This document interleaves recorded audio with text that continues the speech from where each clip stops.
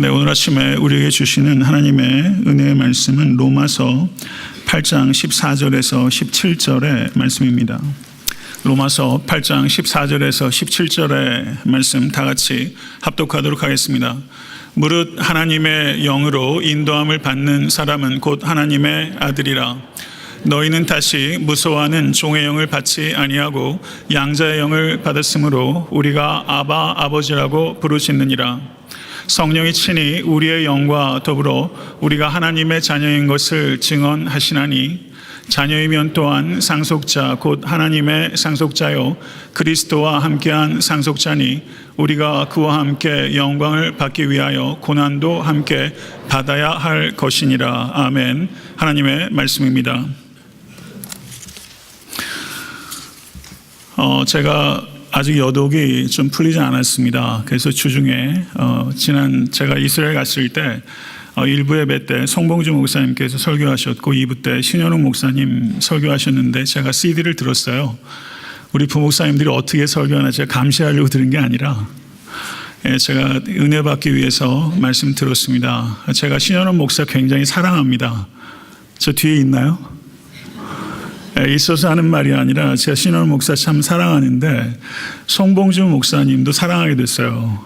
너무 귀한 목사님들 오셔서 말씀 진실되게 전해 주셔서 성도님들께 은혜 나누셔서 개인적으로 굉장히 감사를 드리게 되고, 제가 저에게 교육자들이 오게 되면 제일 강조하는 게 있습니다. 사역 너무 잘하려고 하지 말라고 이야기하고, 그 다음에 말씀 전할 수 있는 기회가 있을 때마다 목숨을 걸고 전하라고 제가 이렇게 좀 비장하게 얘기를 해요. 저도 그렇게 잘 못하면서 교육자들께 그렇게 이야기를 합니다. 저희 교회 귀한 교육자들이 있는 거 우리 교회 복인 줄 압니다. 앞으로 모든 교육자들이 말씀 증거할 수 있는 기회가 있을 때마다 진실된 마음으로 증거하며 은혜를 나눌 수 있게 되기를 간절히 소원합니다.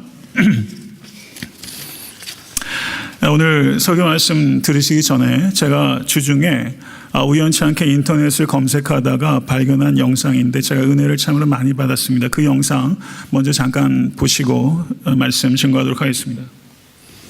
KT 데이비스라고 하는 20대 초반의 백인 자매입니다.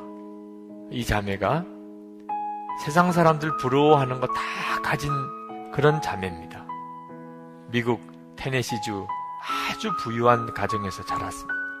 고등학교 때 스포츠카를 타고 잘생긴 남자친구가 있고 공부도 1등하고 학생회장도 하고 그러던 자매입니다.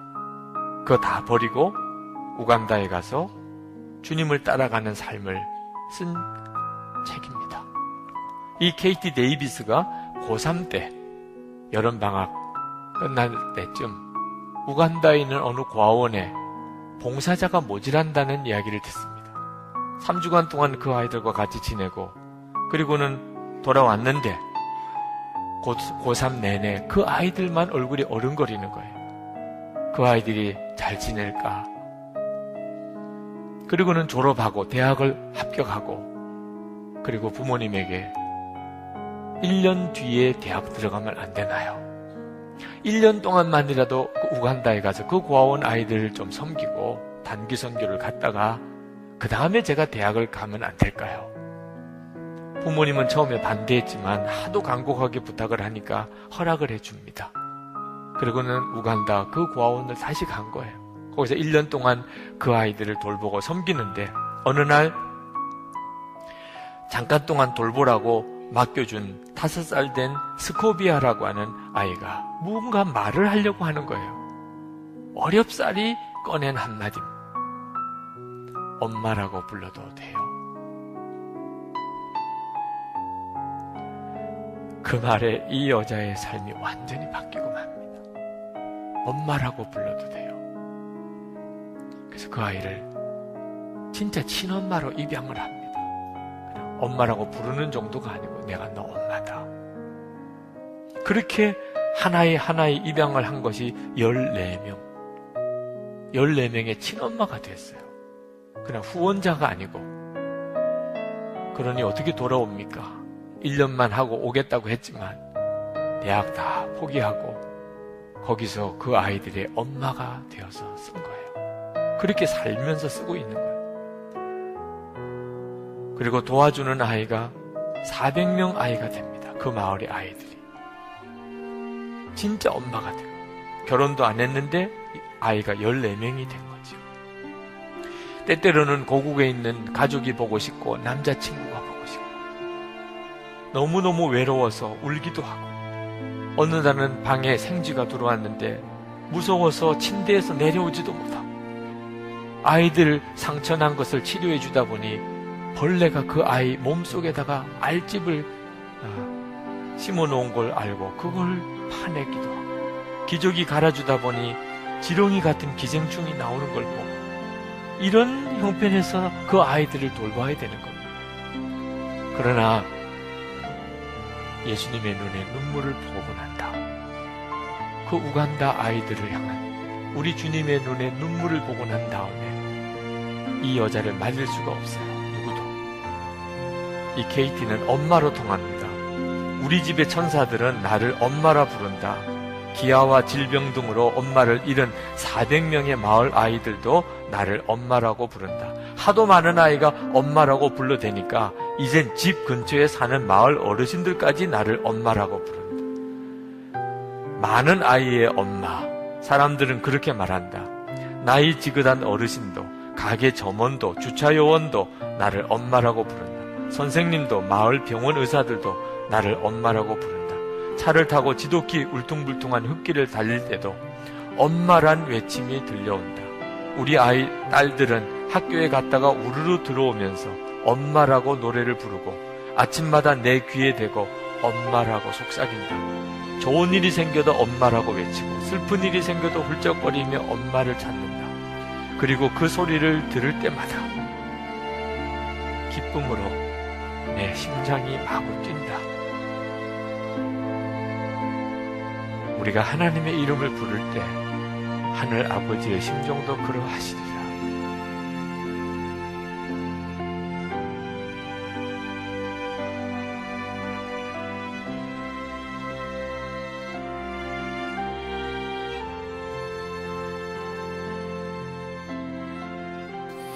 네, 우리 잠깐 기도하고 말씀 받도록 하겠습니다. 하나님, 지금이 은혜 받을 만한 때인 줄로 믿습니다. 하나님, 이 연약한 종을 붙잡아 주셔서 이 때를 놓치지 않도록 인도하여 주시며 하나님께서 찾기 원하시는 잃어버린 영혼을 찾는 이 시간 될 수 있도록 역사해 주시며 연약한 자가 강건해질 수 있도록 주여 역사하여 주시옵소서. 우리 주 예수 그리스도 이름으로 간절히 기도드렸사옵나이다. 아멘. 말씀드린 대로 우연히 케이티 데이비스라는 그 젊은 청년의 그 삶의 비디오를 보고서 제가 굉장히 크게 감동을 받았습니다. 2007년도에 테네시에서 특별히 부러울 것이 없는 다복한 가정에서 자라난 18살의 어린 소녀가 우간다에 봉사로 갔다가 그곳에서 하나님의 부르심을 확인하고 결단해서 하나님의 사랑의 통로가 되기로 하고서 살아온 삶의 여정을 기록하고 있는 짧은 메시지입니다. 케이티가 엄마라고 불러도 돼요. 원래 책 원제는 Kisses from Kate인데 그것을 우리말로 번역할 때는 엄마라고 불러도 돼요. 훨씬 마음에 울림이 있게 그렇게 제목을 정했어요. 다음 주에 이 책이 옵니다. 도서관에 3월 달에 비치해 올 테니까 이 책 읽어보세요. 그런데 이 책에 그 서두에 뭐라고 기록되어 있냐면 예수를 사랑하면서부터 나 자신의 계획, 나를 향한 다른 사람들의 계획이 틀어지기 시작했습니다. 거대한 사랑이 내 안에서 꿈틀거렸고 그 사랑이 나를 새로운 삶으로 이끌었습니다. 이것이 케이티 데이비스의 고백입니다. 5살 난 그 스코비아, 아마 아까 그 크게 확대됐던 그 아이인 것 같아요. 우간다의 어린 고아아이가 어쩌면 엄마라는 말을 한 번도 불러본 기억이 없는 그 아이가 엄마라고 불러도 돼요. 그 마음에 무너지지 않을 사람은 많지 않을 거라 생각이 돼요. 이 말 한마디가 이 케이티 데이비스의 영혼에 크게 울림을 가져다 줬고 그 이후로 케이티 데이비스의 삶은 바뀌었습니다. 그리고 하나의 입양에서 이제 23살의 이 젊은 자매가 무려 14명을 입양해서 그 봉사 요원으로서가 아니라 친엄마로서 14명을 섬기고 그리고 400여 명의 이르는 마을의 어린아이들 섬기는 그런 큰 일을 감당하고 있는 것이죠. KT의 아이들은 기쁜 일이 있어도 엄마, 그리고 슬픈 일이 있어도 엄마라고 부르고, KT는 그 소리를 들을 때마다 심장이 터질 것 같이 기뻤다고 그렇게 얘기하고 있어요. 성도 여러분, 심장이 터질 것 같이 기뻤던 기억이 언제세요? 무슨 일이 우리를 그렇게 심장이 터질 만큼 기쁘게 할 수 있을 것이라고 생각하십니까? 그리고 KT가 이렇게 이야기하는 거예요. 우리가 하나님을 아바 아버지라고 부를 때 하나님의 심정도 그러하리라. 아마 그 대목에서 많이 마음이 울려주셨을 거예요. 그런데 제가 확신하건대 내가 아바 아버지라고 부를 때 하나님의 심정은 KT 데이비스의 심정과는 비교도 안 되는 거라고 생각해요. 그것보다 훨씬 크게 하나님께서 기뻐하셨을 것을 확신합니다. 오늘 이 예배를 통해서 저는 여러분과 제가 하나님 아버지의 심정을 알게 되기를 간절히 소원합니다.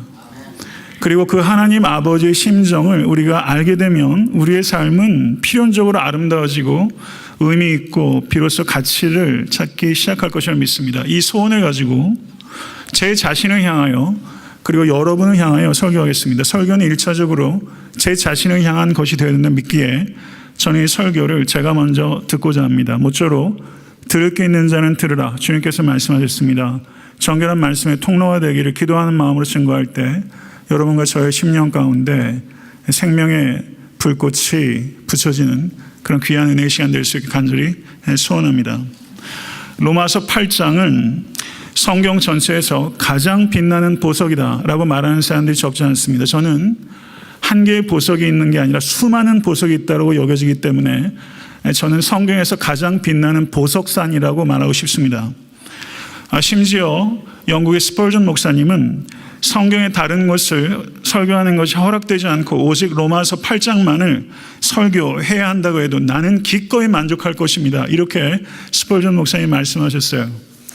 제가 찬양하면서 제가 마음에 느꼈던 생각은 저는 이 보석을 빛을 가리게 될 것 같아요.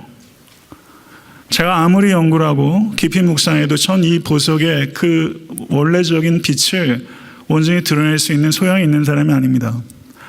적게 가리게 해달라는 것이 오히려 제 진솔한 기도라고 저는 생각이 되고요. 이 보석산은 어디에서부터 우리가 등산을 시작하냐면 8장 1절을 보십시오.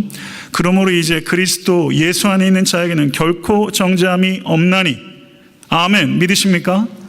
여기에서부터 이 보석산의 등산이 시작되는 거예요. 그리고 이 등산의 정점에 8장 38절에서 39절이 있습니다. 같이 한번 읽어보시죠. 내가 확신하노니 사망이나 생명이나 천사들이나 권세자들이나 현재일이나 장래일이나 능력이나 높음이나 깊음이나 다른 어떤 피조물이라도 우리를 우리 주 그리스도 예수 안에 있는 하나님의 사랑에서 끊을 수 없으리라. 성도 여러분, 산의 정상에 올라가면 모름지기 심장이 가빠져요. 고도가 높아서이기도 하고 그리고 올라가면서 심장이 가빠지죠. 8장 38절 39절에서 저는 여러분과 제가 좀 가빠졌으면 좋겠어요. 이 말씀 때문에 우리의 영혼이 좀 숨가쁨을 느끼는 것이 회복되어야 될 줄 믿습니다. 8장 1절에서는 결코 정죄함이 없다라고 말했고 8장 39절에서는 끊어짐이 없다고 말합니다. 이 두 가지가 성도가 붙잡아야 되는 기둥입니다. 그리스도 예수 안에 있으면 정죄함이 없습니다. 이것은 우리의 공로나 우리의 어떤 장점 때문이 아니라 예수 그리스도의 의로 말미암아 하나님께서 나를 죄가 없다고 무죄 판결하셨다는 것을 의미하는 것입니다. 아멘. 믿으십니까? 그것이 결코 정죄함이 없다는 뜻입니다. 그리고 끊어짐이 없다는 뜻은 이 무죄 판결이 결코 번복되지 않는다는 것입니다. 상고하게 되면 번복되는 것이 아니라 확정된다는 것을 의미하는 것이 끊어짐이 없다고 말하는 것입니다. 할렐루야. 여기에서 우리가 진실로 할렐루야 해야 되는 것입니다. 정죄함이 없고 끊어짐이 없습니다. 이 두 가지를 붙잡고 사는 사람은 성도라고 하며 이 두 가지를 믿는 사람은 죄된 삶이 아니라 거룩한 삶을 살아가게 되고 고난 중에서도 넉넉히 이깁니다. 오늘 본문 말씀은 우리가 어떻게 거룩하신 하나님을 아바 아버지라고 부를 수 있게 되었는지, 그리고 그것이 우리의 삶에 어떠한 변화를 가져올 수밖에 없는지에 대해서 말씀하고 있는 본문입니다. 우리에게는 신분의 변화가 먼저 있었고 삶의 변화가 따라오는 것입니다. 성도는 삶이 변화돼서 신분의 변화가 온 것이 아니라 신분의 변화가 은혜로 먼저 있었고 그 다음에 그것을 감사하여 삶의 변화가 나타나는 것이 성도의 여정입니다. 무릇 하나님의 영으로 인도함을 받는 사람은 곧 하나님의 아들이라. 하나님의 영은 성령입니다. 이 세상 사람들을 우리가 어떻게 분류할 수 있을까요? 가진 자, 못 가진 자, 헬라인, 야만인, 유대인, 이방인, 여러 가지 분류법이 있어요. 그러나 성도 여러분, 모든 사람이 이렇게 분류될 수 있습니다. 성령의 인도하심을 받는 사람, 사락스, 육체의 인도함을 받는 사람, 이 두 가지로 분류됩니다. 성도님은 성령님께 인도함을 받고 계십니까? 아니면 육신의 인도함을 받고 있습니까? 성령님의 인도함을 받는다는 것을 오해하는 사람들이 있습니다. 성령님의 인도함을 받는다는 것은 황홀경을 체험하거나 어떤 슈퍼내추럴한 은사를 경험한다는 것이 아닙니다. 황홀경을 체험하고 특별한 은사를 받는 일이 성령의 인도함을 받는데 동반될 수 있으나 그것이 필수적이지 않다는 것입니다. 이것이 건강한 이유입니다. 인도함을 받는 이라고 번역되고 있는 성경 언어가 아곤타이라는 단어입니다. 이 단어가 아고, to lead 이런 뜻입니다. 이끌다라는 동사의 3인칭 현재 시제 수동태가 사용되고 있습니다. 인도함을 받는 수동태입니다. 수동태가 쓰였다는 것은 하나님의 아들들은 자신이 주인이 되어서 주도하는 삶을 살아가는 존재가 아니라 주님께서 주인이 되어서 주도하시는 삶을 살아가는 사람들이라는 것을 수동태로 표현하는 것입니다. 그리고 현재 시제가 사용된 것은 성령님의 인도하심을 받는 것이 과거에 한 번 있었거나 아니면 순간적인 경험이 아니라 현재 시제, 현재적으로 지속적으로 인도함을 받는 사람, 그 사람이 성령의 인도함을 받는 사람이며 그 사람을 하나님의 아들이라고 부르는 것입니다. 바로 앞절인 로마서 8장 13절의 말씀을 보시면 너희가 육신대로 살면 반드시 죽을 것이로되 영으로서 몸의 행실을 죽이면 살리니라고 말씀하고 있습니다. 여기서 하나님의 영으로 인도하심을 받는다라고 14절에서는 수동태로 표현한 것을 13절에서는 똑같은 말을 너희가 영으로서 몸의 행실을 죽이면이라고 능동태로 표현한 것을 볼 수 있습니다. 성령으로 인도함을 받는 삶은 몸의 행실을 죽이는 삶입니다. 몸의 행실을 죽이는 것은 그런 노력을 해보신 성도는 그게 내 힘으로 안 된다는 것을 압니다. 성령께서 도와주셔야, 기도해야 몸의 행실을 죽일 수 있어요.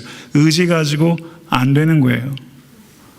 성령께서 주도적으로 나를 거룩하게 하시는 것입니다. 그렇기 때문에 성화는 기도해야 되는 것입니다. 그렇지만 칭의는 하나님께서 전적으로 나를 위해서 하나님께서 다 하신 것이지만 성화는 하나님께서 주도적으로 하시되 나의 참여가 필수적으로 요청되는 것입니다. 그렇기 때문에 몸의 행실을 죽이라고 우리에게 명령하고 있는 것입니다.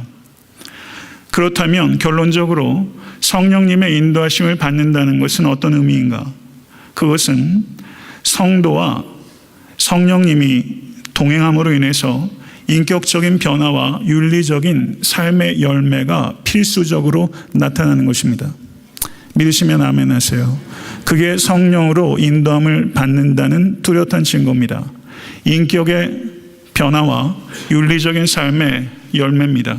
그것이 성령으로 인도함을 받는 성도의 명백한 증거인 것입니다. 이것이 하나님의 말씀입니다.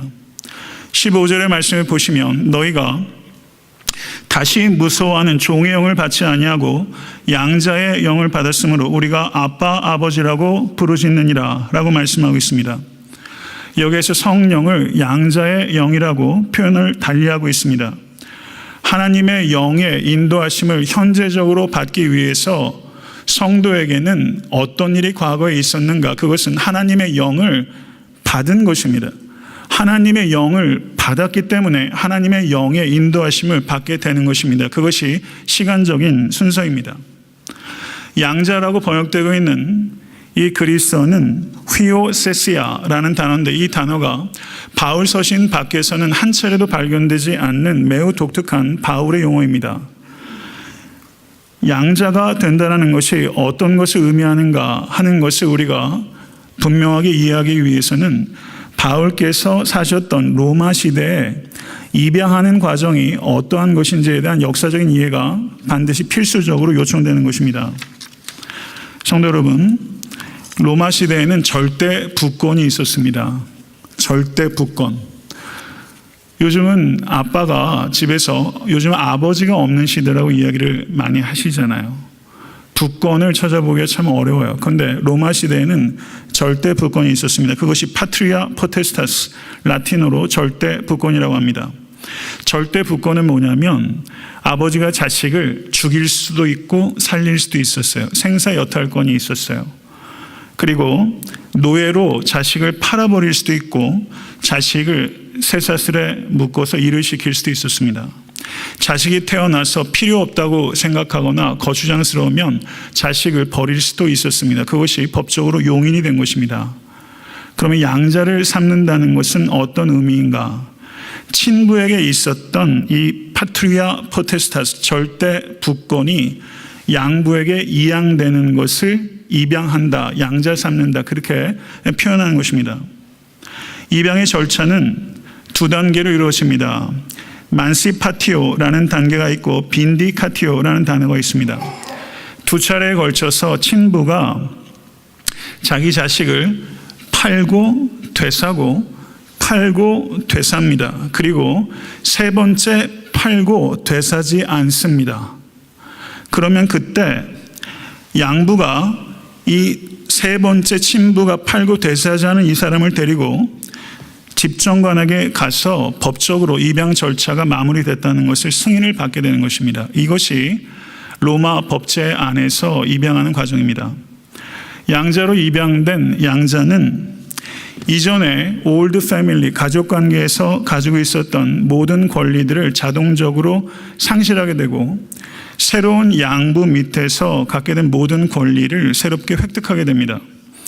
그리고 양부의 유산에 대해서 상속권을 갖게 되고 양부가 친아들이 있든 아니면 친아들을 낳게 되든 상관없이 양자의 권리는 절대 상실되지 않았습니다. 그리고 과거는 철저하게 씻겨졌습니다. 출신 성분이 노예이어도 하등의 관계가 없습니다.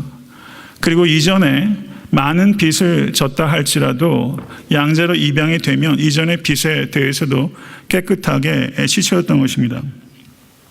이렇게 양자로 들어가게 되면 양부의 친자식과 동등한 대우와 권리를 받을 수 있었던 것이 로마 법제에서 양자됨의 법률이었던 것입니다. 갈라디아서 4장 5절에서 6절을 보시면 이렇게 말씀합니다. 때가 참에 하나님이 그 아들을 보내사 여자에게서 나게 하시고 율법 아래에 나게 하신 것은 율법 아래에 있는 자들을 속량하시고 우리로 아들의 명분을 얻게 하려 하심이라. 너희가 아들이므로 하나님이 그 아들의 영을 우리 마음 가운데 보내사 아바 아버지라 부르게 하셨느니라. 아멘. 로마서의 오늘 본문의 말씀을 갈라디아서에서 조금 다르게 표현하고 있는 것입니다. 성도 여러분, 하나님께서는 우리에게 하나님의 자녀라는 지위를 주기를 원하십니다. 하나님의 자녀라는 지위를 주시기 위해서 하나님의 독생자를 우리에게 주신 것입니다. 그리고 하나님의 자녀로 살아갈 수 있도록 하기 위해서 아들의 영인 성령을 우리 마음 가운데 주신 것입니다. 이것을 갈라디아서는 우리에게 말씀하고 있는 것입니다. 하나님의 자녀라는 지위를 주시기 위해서 아들이신 그리스도를 주셨고 하나님의 자녀로 살아갈 수 있도록 하기 위해서 아들의 영이신 성령님을 우리 각자의 마음 가운데 주신 것입니다. 할렐루야. 믿으십니까? 성도 여러분, 아들다운 삶을 살아갈 수 있도록 성령께서 우리 가운데 내주하시고 그리스도를 나타내셨을 뿐만 아니라 그리스도를 닮아갈 수 있도록 우리를 이끄시는 이가 성령님이십니다. 성도 여러분, 우리는 그리스도와 그리스도의 영이신 성령님으로 말미암아 하나님과 전적으로 새로운 관계를 맺게 된 것입니다. 이것은 참으로 친밀하고 다정한 관계입니다. 이 관계 누리실 수 있게 되기를 간절히 축원합니다. 구약 성경을 아무리 뒤져봐도 구약의 아브라함도 심지어 하나님의 마음에 가장 합하였다고 이야기를 듣는 다윗도 욥도 하나님을 아바 아버지라고 부른 사람은 있어요, 없어요? 없어요. 하나님을 아바 아버지라고 부르게 된 것은 구약의 기원을 둔 것이 아니라 예수 그리스도의 십자가의 기원을 둔 것입니다. 예수 그리스도를 통하여 우리는 하나님을 아바 아버지라고 부르게 된 것입니다. 아바라는 말은 아람어입니다. 예수님께서 실제 말했던 언어는 아람어입니다. 그런데 아바라는 말을 성경이 보존한 것은 이 아바라는 말 자체의 아름다움과 능력이 있기 때문입니다. 성도 여러분, 아바라는 말이 여러분들의 영혼 가운데 울림을 갖게 될 수 있게 되기를 간절히 축원합니다. 예수님께서 겟세마네 동산에서 기도하실 때 아바 아버지여, 아버지께는 모든 것이 가능하오니 이 잔을 내게서 옮기시옵소서. 그러나 나의 원대로 마옵시고 아버지의 원대로 하옵소서. 어떻게 보면 예수께서 하나님을 아바라고 부르기에 가장 어려웠을 그 시간에 예수께서 하나님을 Father가 아니라 Daddy라고 예수께서 부르고 계신 거예요. 성도 여러분, 성도님들께서 처하고 계신 고난은 하나님께서 여러분을 사랑하지 않는 증거가 아니라 하나님께서 여러분을 사랑하신다는 증거일 수 있다는 것을 아셔야 됩니다. 그 순간에 오히려 하나님을 아바라고 부르시면 부르는 사람도 가슴이 울리고 하나님도 울리시는 거예요. 성도 여러분, 종교개혁자 마틴 루터가 갈라디아서를 주석을 쓸 때 갈라디아서를 굉장히 사랑했어요. 마틴 루터는. 켈빈은 에베소서를 사랑했어요. 근데 종교개혁자 마틴 루터가 갈라디아서 주석을 쓰면서 이 아바라는 단어에 대해서 이렇게 묵상했어요. 경청하십시오. 아바, 이것은 작은 한마디에 지나지 않지만 그럼에도 불구하고 모든 것을 포함합니다. 입이 말하는 것이 아니라 가슴 속 연모의 정이 말하는 것이 바로 아바라는 말입니다. 제가 모든 방면에서 고통과 두려움으로 짓눌리고 당신 계신 곳에서 제가 완전히 제거되어 버리는 것처럼 보일지라도 그리스도를 인하여 저는 하나님의 자녀이며 하나님은 저의 아바이십니다. 소중하신 그리스도로 인하여 저는 소중한 하나님의 자녀입니다. 그러므로 가슴속에 효과적으로 품어진 아바라는 이 작은 말 한마디가 데모스테네스와 케케로와 이 세상에서 살다간 모든 위대한 변사들의 웅변을 뛰어넘습니다. 이렇게 표현했어요. 멋들어진 표현이죠. 이 세상에서 성도님들 영혼 가운데 가장 울림을 줬던 웅변가가 누굽니까? 가장 웅변가로 유명한 케케로, 그 사람의 웅변보다도 이 아바라는 말이 훨씬 더 강력한 것입니다. 이렇게 말하고 있는 거예요. 성도 여러분이 했던 가장 큰 웅변은 무엇입니까? 여러분이 들었던 가장 큰 웅변, 여러분의 입을 통해서 나왔던 가장 큰 웅변은 무엇입니까? 그 어떤 것을 초월해서 이 아바라는 작은 말이 모든 것을 포함하는 것입니다. 이렇게 종교개혁자 마틴 루터가 말하고 있어요. 우리 좀 솔직해 볼까요? 아바라는 말에 여러분의 영혼이, 제 영혼이 그렇게 울린 적이 있습니까? 오늘 이 시간 여러분과 저의 영혼 가운데 예수께서 부르셨던 아바, 그 말씀이 입술에서가 아니라 우리의 심령 깊은 곳에서, 내 상처 위에서 아바라는 말이 터져 나올 때 하나님께서 기뻐하시고 우리의 심령 가운데 기쁨이 회복되고 우리의 모든 아픔들이 치유되고 고난 가운데 승리할 수 있는 생명샘이 여기 있는 거예요. 하나님과 나의 관계가 그렇다는 우리의 정체성 속에서 모든 승리의 원천이 있다는 것을 머리로서가 아니라 삶으로 경험하실 수 있는 여러분과 제가 될 수 있게 진심으로 축원합니다. 그래서 15절은 사도 바울이 아바 아버지라 말하느니라 라고 말하지 않고 아바 아버지라 부르짖느니라. 크라조라는 단어를 사용하고 있어요.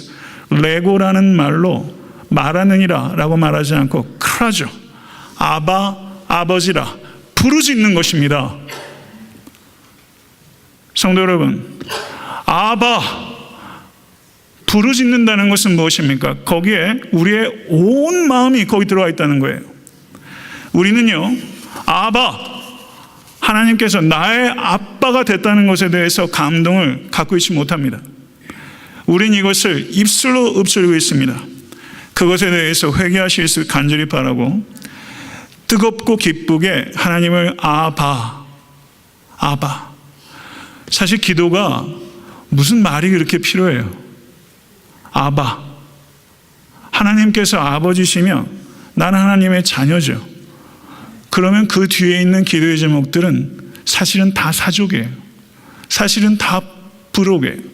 여호와는 나의 목자시니. 다윗이 그렇게 고백하죠. 여호와는 나의 목자시니 나는 여호와의 양입니다 라는 얘기죠. 그 말도 얼마나 울림이 커요. 그런데 아바에 비할 바가 아니잖아요. 아바. 하나님이 누구십니까? 성도님들께. 하나님이 여러분에게 누구신지에 따라 여러분이 누구인지가 결정되는 것입니다. 아멘. 하나님이 누구신지 아는 만큼 우리는 자유하게 될 것이고 우리는 하나님이 누구인지 아는 만큼 우리의 심령 가운데 기쁨이 샘솟게 되는 것이고요. 하나님이 누구신지를 정말 알면요. 아바, 이걸 어떻게 나만 불러요? 이렇게 부르는 것을 모르는 사람들이 지천인데 아바, 하나님께서 아바라는 것을 전하지 않고 우리 밖에 있는 양무리들에게 이 안으로 들어와서 선한 목자 되신 예수께 어떻게 이끌지 않을 수 있겠어요? 성도 여러분, 16절은 성령이 친히 우리의 영과 더불어 우리가 하나님의 자녀인 것을 증언하시니 라고 말씀하고 있습니다. 고대 로마 사회에서 입양이 되게 되면 증인이 7명이 있었어요. 그 자리에 참관하는 거예요. 그런데 양부가 죽게 되면은 자식 새끼들끼리 돈 가지고 싸우잖아요. 사람은 똑같아요. 그러니까 이 사람이 정말 입양이 됐다라는 것을 법적으로 증언해야 되지 않습니까? 그러면 이 재산권 상속권이 문제가 됐을 때 입양할 때 있었던 7명의 증인들이 다시 소환됩니다. 그리고 7명의 증인 가운데 대표가 나와서 그때 법률적으로 적법한 절차에 따라서 입양되었다는 것을 말하면 모든 소요가 안정이 되게 되는 것이죠. 성도 여러분, 우린 예수 그리스도를 믿음으로 말미암아 값없이 중생해서 하나님의 자녀가 됐습니다. 하나님의 자녀가 된 후에 자녀다운 삶을 시작하게 된 거예요. 그런데 우리가 자녀답지 못하게 생각하고 말할 때가 얼마나 많은지 몰라요. 그때 사탄이 우리의 귀에 대고 외칩니다. 너는 하나님의 자녀가 아니야. 참소해요. 그때 사탄이 우리에게 소리 지를 때 성령께서 7명의 증인 가운데 대표인 것처럼 아니야. 너는 하나님의 자녀야. 완전하지 않지만 너는 하나님의 자녀야. 이렇게 성령께서 우리의 영혼 가운데 말씀해 주시는 거예요. 성도 여러분, 우린 하나님의 자녀입니다. 나는 하나님의 자녀입니다. 이것 정체성의 의미를 진심으로 깨닫고 그리고 받아들이는 사람은 죄의 유혹 앞에서 나는 하나님의 자녀입니다. 죄가 유혹할 때 성도 여러분, 인간의 의지로 이길 수 있는 죄의 유혹은 굉장히 작습니다. 죄의 유혹이 클 때 나는 하나님의 자녀입니다. 삶의 고난이 너무너무 클 때 나는 하나님의 자녀입니다. 그러면 기적처럼 이길 수 있어요. 거기에 승리의 비결이 있는 거예요.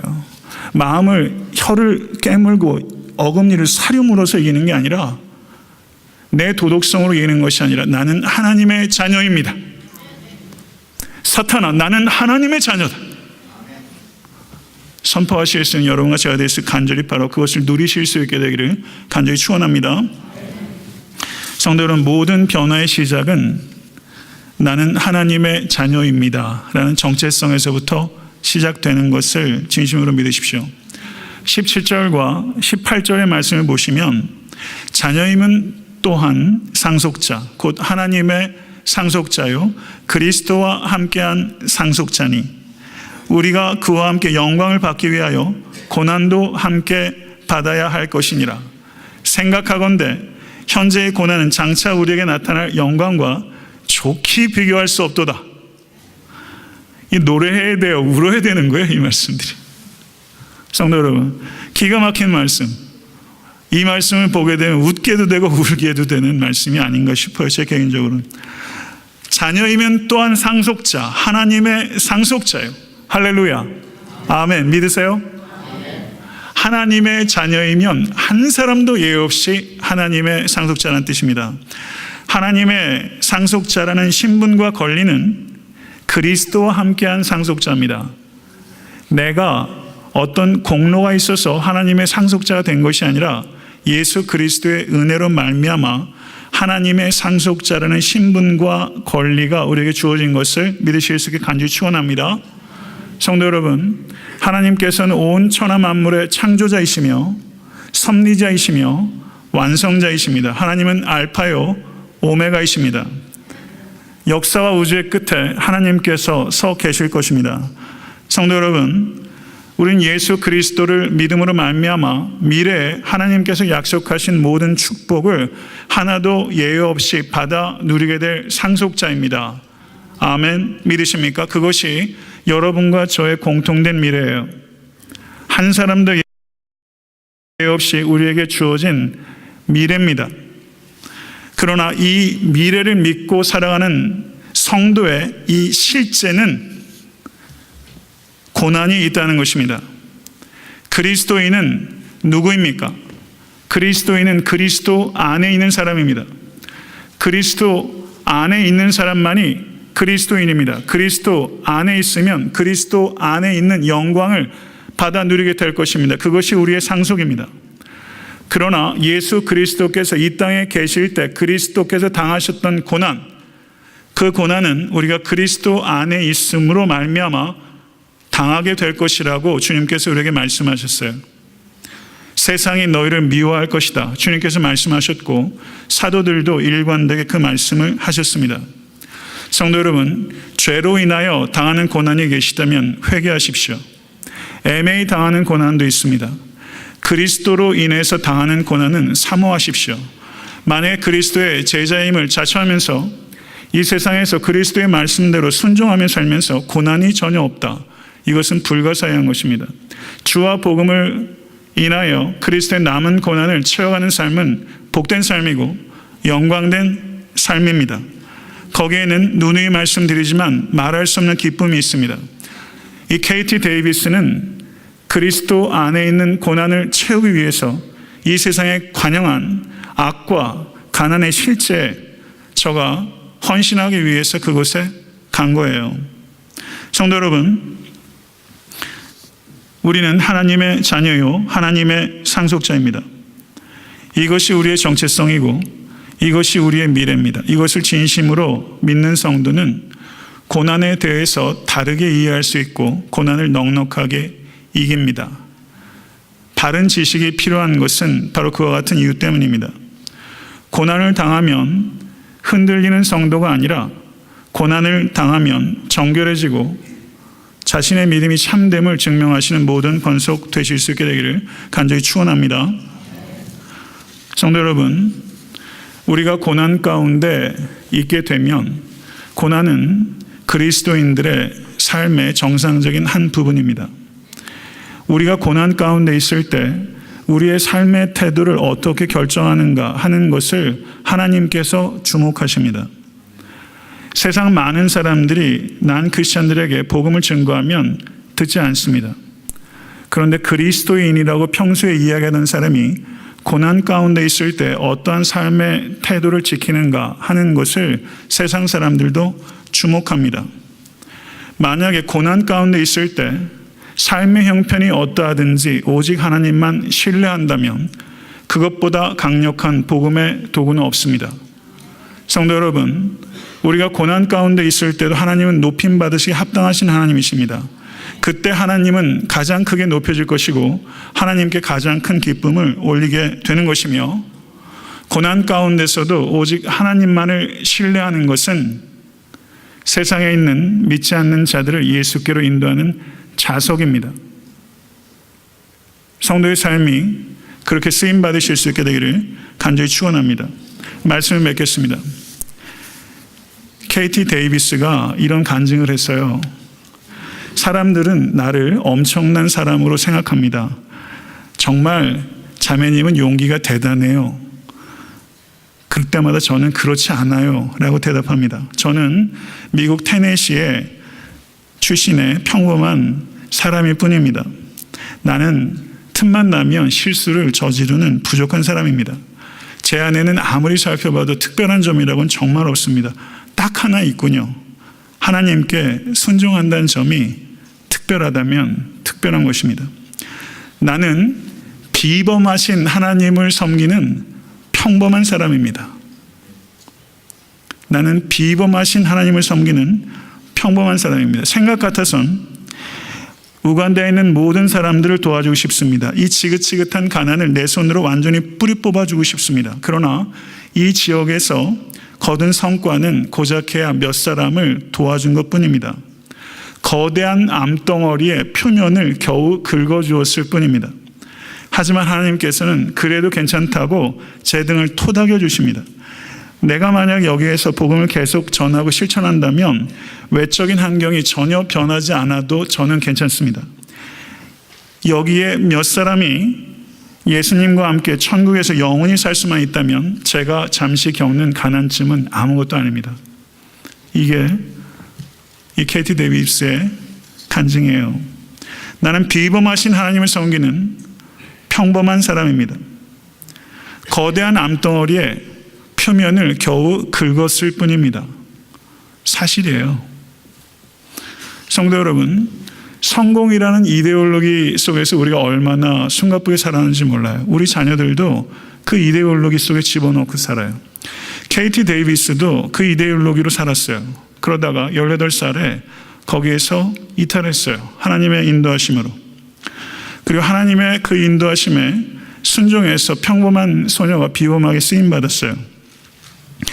성도 여러분, 그 헌신에 따라서 우간다에 가깝게는 14명, 많게는 400명의 아이들의 마음속에 지진이 일었어요. 그리고 그 감동적인 이야기가 제 마음속에도 작은 지진을 일으켰고 여러분들의 심령에도 다소간의 지진이 있게 되기를 소원합니다. 성도 여러분, 다음 주에 우간다로 간다고 적용하시면 제가 크게 낭패를 보는 것입니다. 멀리 가는 사람도 필요합니다.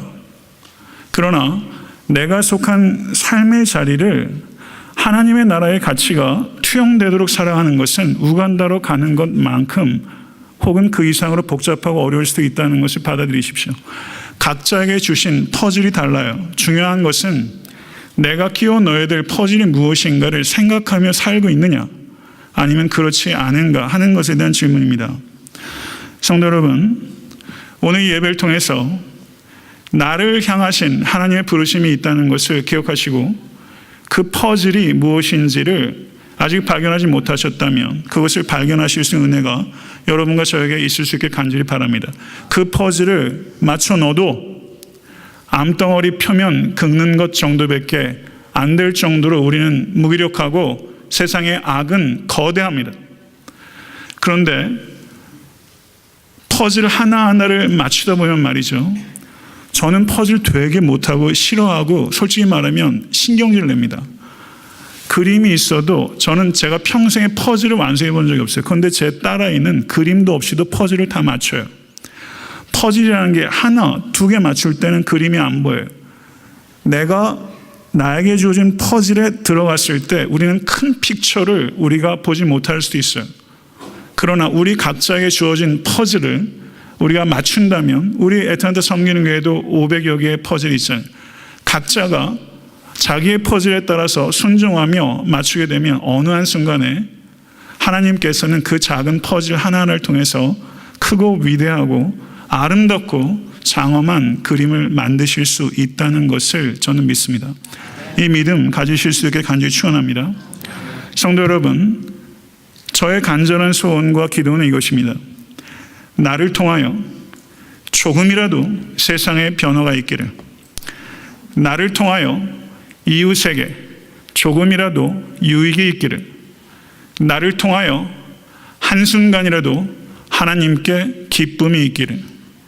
이게 제 설교를 준비하면서 제 기도 제목이에요. 이것이 여러분과 저의 기도 제목이 될 수 있게 되기를 간절히 축원합니다. 기도하겠습니다.